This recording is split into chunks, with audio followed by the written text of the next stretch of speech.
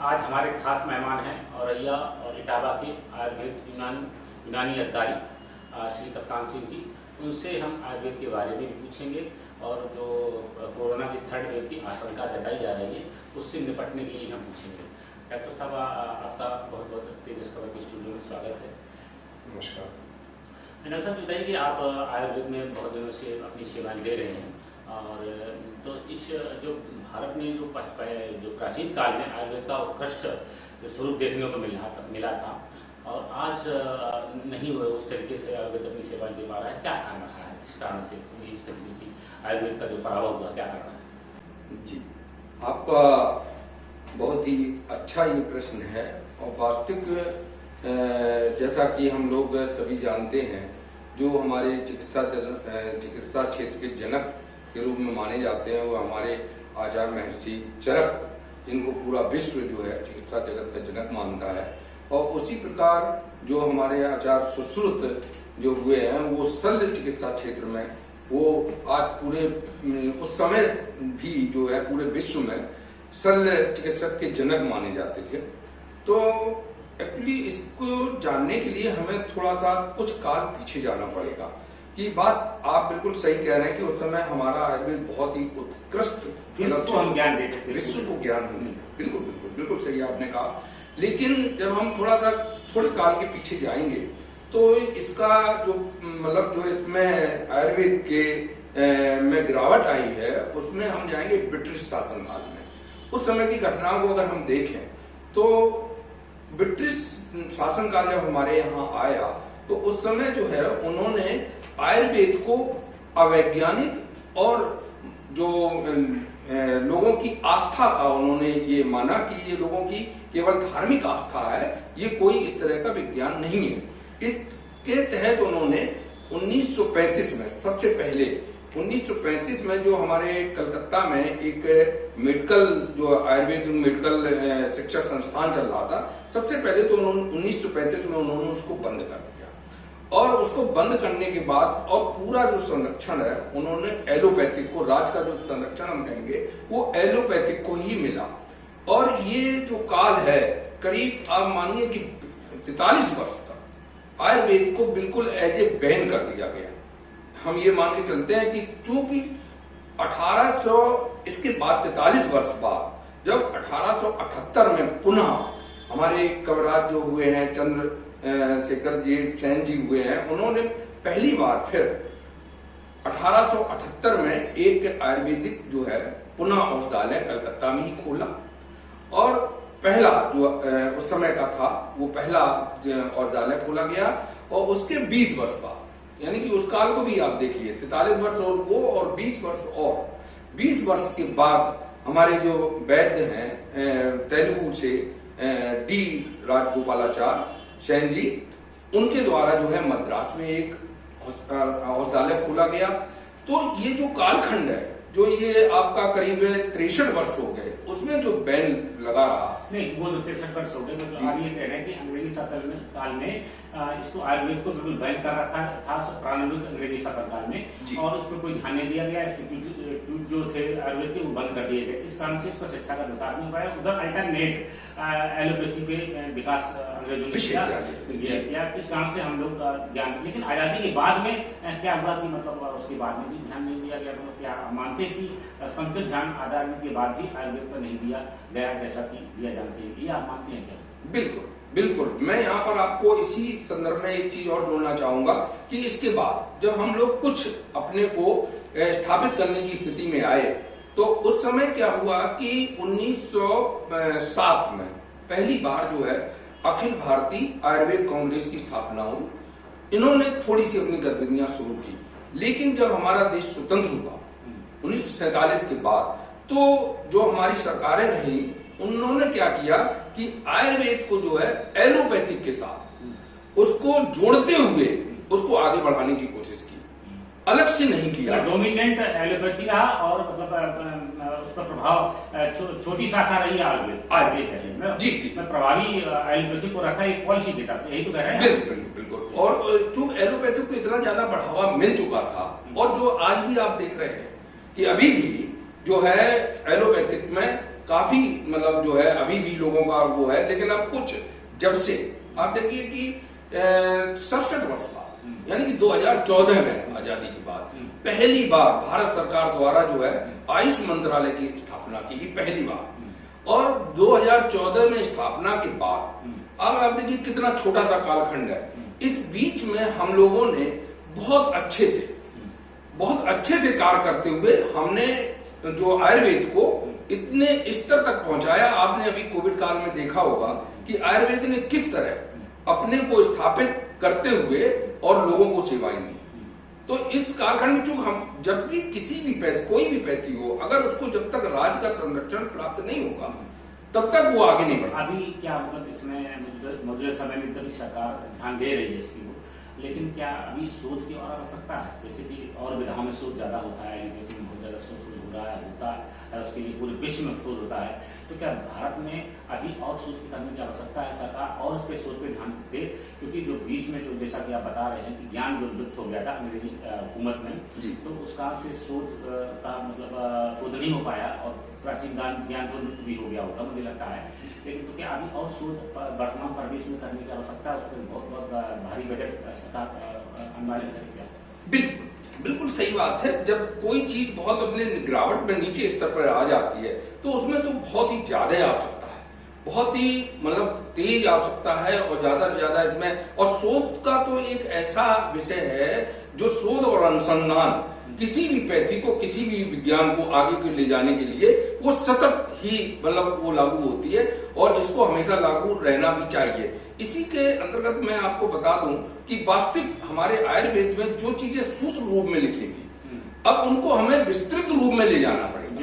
जैसे शोध हुआ ना जी, यही शोध हुआ।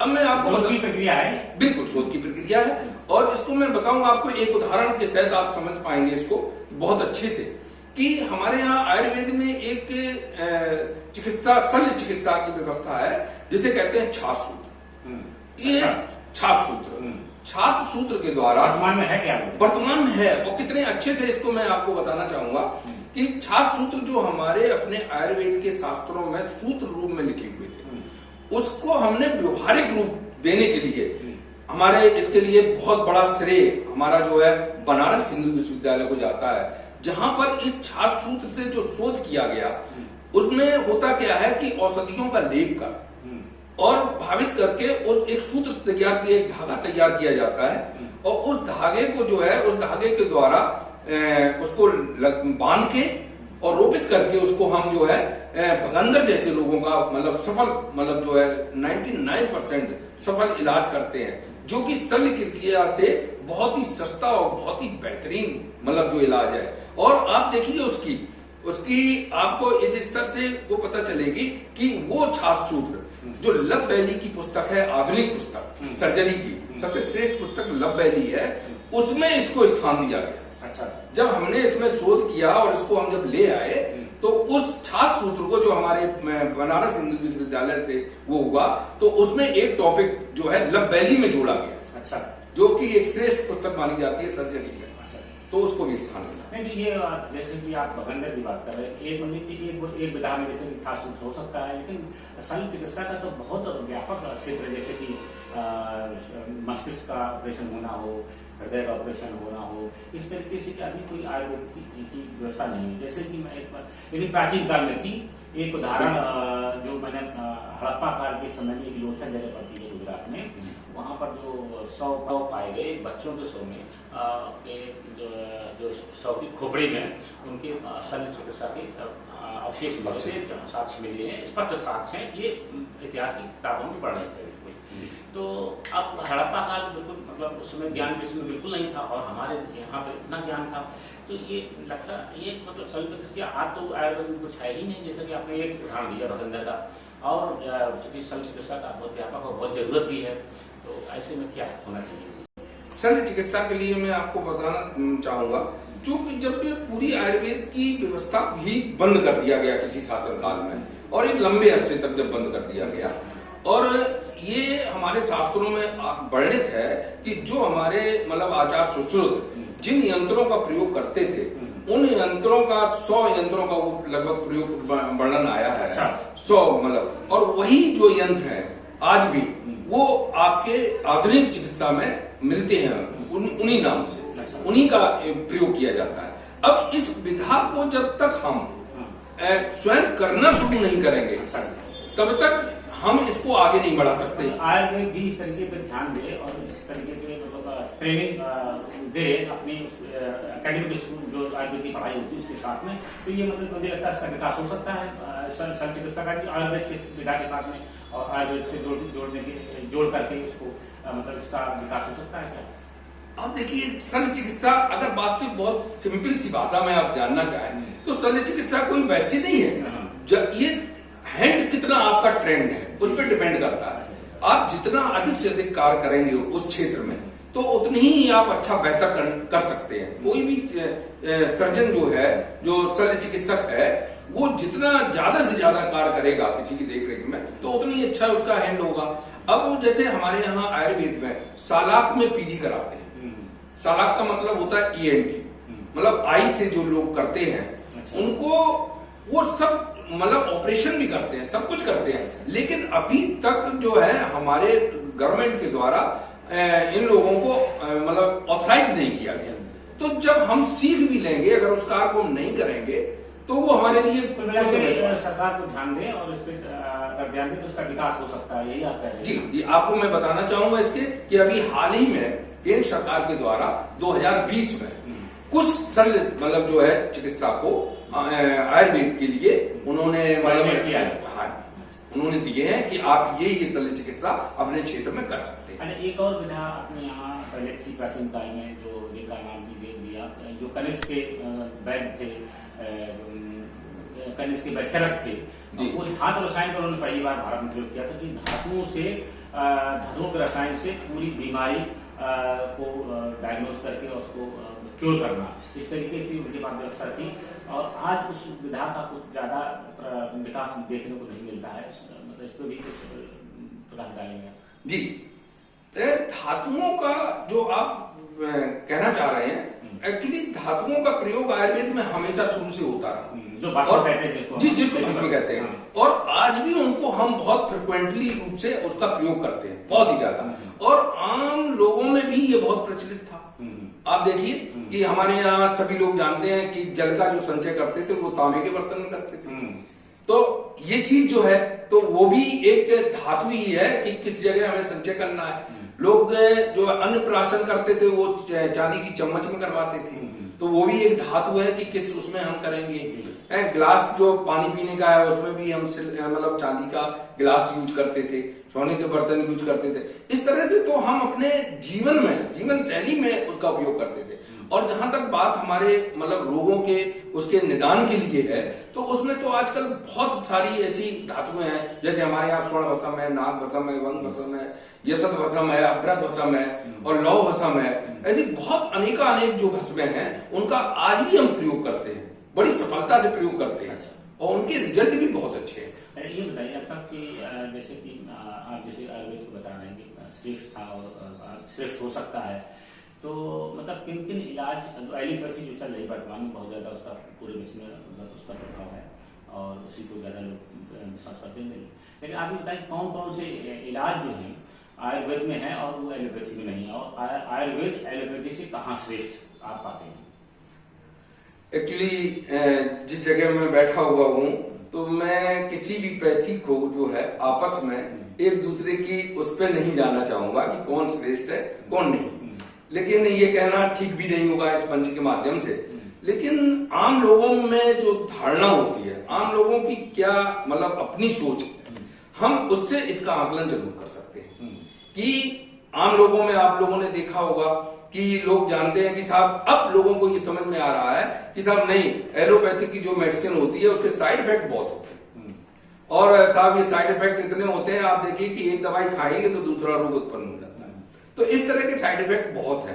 दूसरी चीज है कि जो हमारे यहाँ साध्य और असाध्य व्याधियां होती है, जो गंभीर व्याधियां असाध्य कहलाती हैं, आम लोग जानते हैं कि असाध्य व्याधियों का कोई भी इलाज एलोपैथी में या एलोपैथी में नहीं है। जो आयुर्वेद में कौन कौन बीमारी का नाम बताएं? जी जी जी, जैसे मैं आपको बताऊं, एक है राजेश छम्मा, जिसे टीबी कहते हैं, आम भाषा में टीबी कहते हैं। तो उसमें होता क्या है कि खांसी और बुखार और अन्य उसके साथ साथ एक उसमें जो उसके गर्दन में एक लिम्फ नोड बन जाते हैं।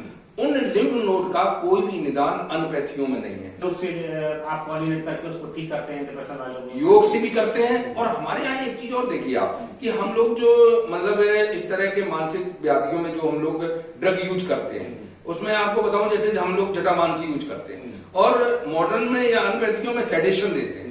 सेडेशन का आप साइड इफेक्ट फिर वहीं जाइए कि साइड इफेक्ट बहुत होते हैं।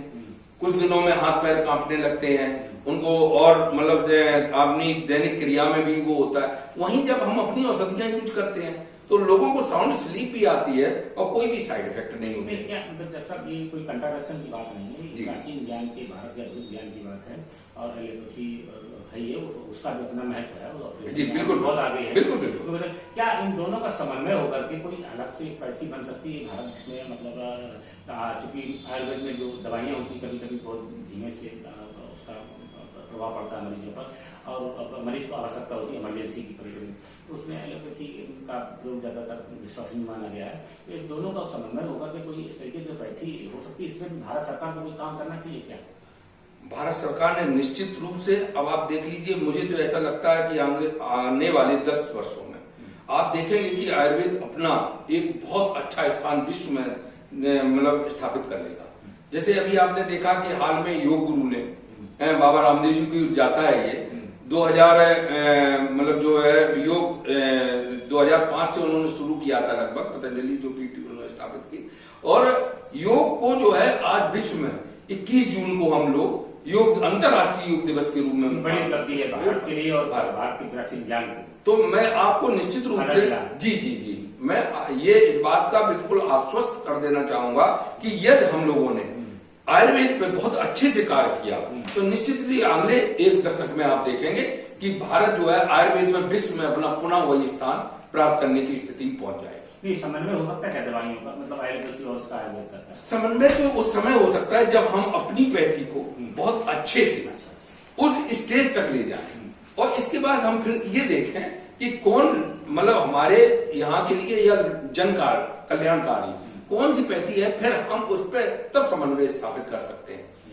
डॉक्टर साहब, अंतिम सवाल आपसे कि थर्ड वेव की आशंका जताई जा रही है, तो भारत में भी आ सकती है थर्ड वेव, और विश्व के अनेक देशों में भी आ सकती है, आशंका जताई जा रही है। देखिए ऐसा कोई ठोस प्रमाण नहीं कि वो आ ही रही है, पर हम चूंकि जान मान का ये विषय होता है, और तो इसमें हम क्या बचाव करें, क्या प्रिकॉशन बरतें आयुर्वेद के हिसाब से आप बताएं कि मतलब थर्ड वेव आए नहीं तो उसका प्रभाव नहीं पड़ा, पहले तो आए ही ना, उसके लिए क्या क्या कर सकते हैं, जो भी सरकारी गाइडलाइन है वो तो हम फॉलो करनी है, इसके अलावा हम क्या कर सकते हैं, क्या प्रिकॉशन आयुर्वेद के हिसाब से बरतते हैं तो हम उसकी सुरक्षा कर ले सकते हैं। बहुत ही अच्छा आपका ये प्रश्न है, लोगों के लिए जन कल्याणकारी भी है। यहाँ पर मैं आपको बता दूं कि आयुर्वेद में जो है हम लोग जो आयुर्वेद का उद्देश्य है उसको हमें जानना होगा। यहाँ पर थोड़े से एक बिंदु में कि आयुर्वेद का जो उद्देश्य है वो है स्वस्थ स्वास्थ्य रक्षण, आतुरस विकार प्रशमनम। तो आतुरस विकार प्रशमनम के लिए तो सब पैथियां कार्य करती है, यानी कि अगर शरीर में रोग आ गया है शारीरिक या मानसिक तो उसका उपचार जो है हर पैथी करती है। लेकिन एक जो हमारा मेन उद्देश्य एक आयुर्वेद का अलग से है, जिससे वो अलग से अपनी पहचान रखता है, स्वस्थ स्वास्थ्य रक्षण। जो व्यक्ति स्वस्थ हैं उनके स्वास्थ्य की रक्षा कैसे की जाए, तो जो हमारी तीसरी लहर की आप बात करते हैं, इसके लिए वास्तविक रूप से इसी सिद्धांत को फॉलो करते हुए केंद्र सरकार द्वारा या सरकार राज्य सरकारों के द्वारा यही जो गाइडलाइन आप देखते हैं, जिसमें आपको देखा कि एक हमें सोशल डिस्टेंसिंग, हाथ को अच्छे से धुलना है, मास्क का प्रयोग करना है, ये स्वस्थ स्वास्थ्य रक्षण सिद्धांत पर ही आधारित है कि हम स्वस्थ हैं और हम उससे ग्रसित न हो।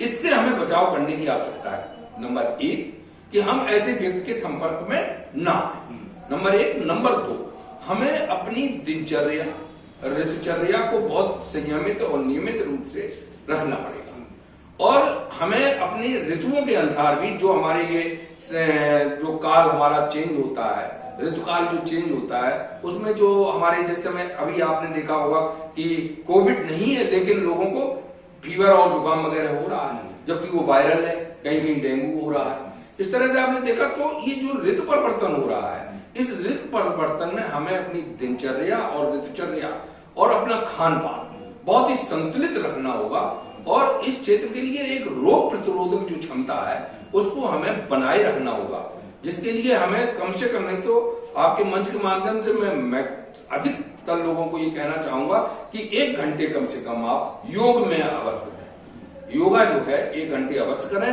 अपना खान पान अच्छा रखें और अपनी दिनचर्या भी सही से रखें।